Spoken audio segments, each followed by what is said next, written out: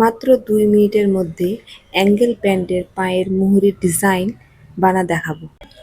প্রথমে দুই সাইডে সেলাই করে নেব পায়ের মুহুরির 4 ইঞ্চি ওপর পর্যন্ত। তারপরে সুন্দর করে আসনটা সেলাই করে নেব। এই যে এখানে কলি লাগাতেও পারি, আবার নাও লাগাতে পারি। এবার যে কোনো এক সাইডে পায়ের কাপড়ের মুহুরি খুলে নেব।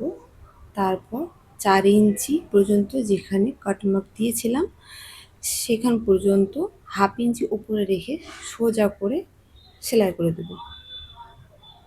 এই যে সোজা করে সেলাই করে দেব।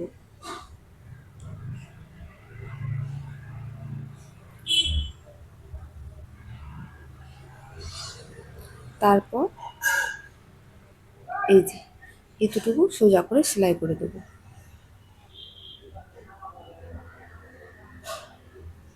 খুব সাবধানে করতে হবে।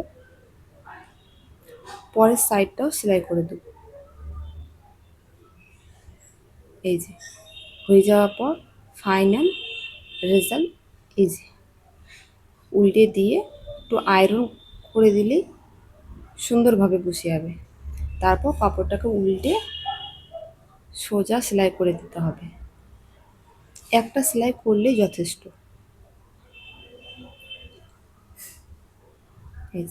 এই যে এখন একটু সাবধানে করতে হবে।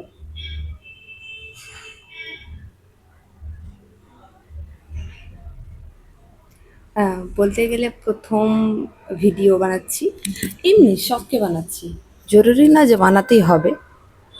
ভালো লাগলে একটা লাইক দিও।